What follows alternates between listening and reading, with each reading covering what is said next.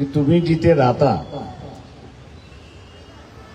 तिथे बीजेपीचा मतदार आहे का? आहे का? आहे ना? आरएसएसचा मतदार आहे का? म्हणजे आरएसएसला शाखेवरती जातो तो आहे का? आहे ना? हा, मी सांगणार आहे ते फक्त तुम्ही अंमल करायचं.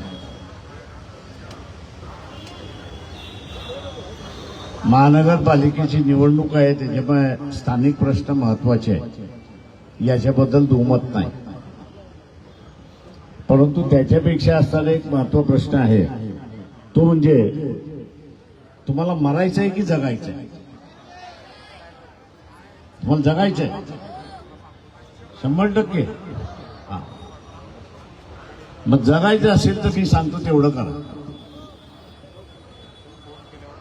महिन्याभरापूर्वी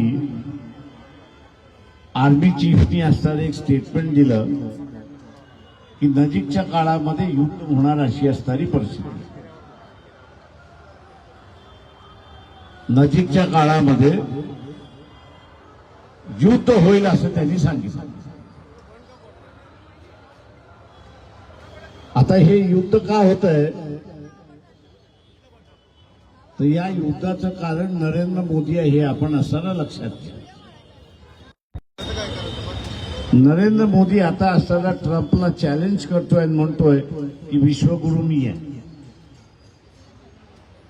काय म्हणतोय? विश्वगुरु मी आहे. आणि ट्रम्प काय म्हणतो? अरे मी तर अगोदरपासूनच विश्वगुरु आहे, तू कुठे मला हे करतोयस?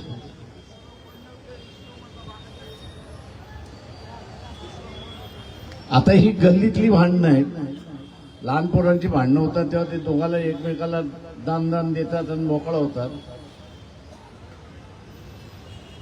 दोन माणसं मोठमोठी माणसं मांडतात त्यावेळेस ते लाठीकाठीने भांडतात.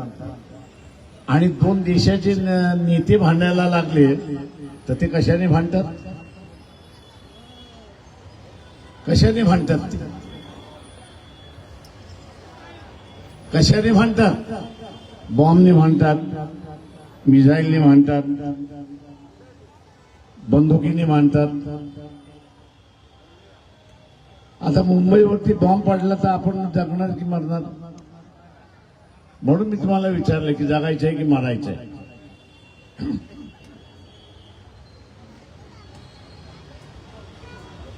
आता ट्रम्प काय म्हणतोय की मला असणारं नरेंद्र मोदीचं कमांड मोडायचं आहे. काय मोडायचंय? आता तुम्ही सुद्धा मोदीचं कंबार्ड मोडू शकता की न मोडू शकता? कसं मोडू शकता? मतदानाने. आणि म्हणून मी मागाशी म्हटलं की तुमच्या वस्तीमध्ये जो आरएसएस वाला आहे, तुमच्या वस्तीमध्ये जो बीजेपी वाला आहे, त्याच्या घरात जाऊन तुम्ही सांगितलं पाहिजे. त्याच्या घरात जाणार का? घाबरणार नाहीत, बिलकुल घाबरणार नाहीत.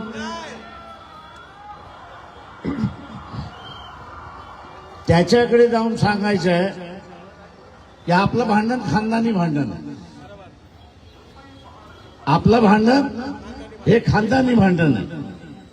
तुम्ही मनुवाद सोडणार नाही आणि आम्ही फुलेशाहू आंबेडकर वाद सोडणार. पण हा वाद भांडण्यासाठी आपण जिवंत राहिलो पाहिजे. हा वाद भांडण्यासाठी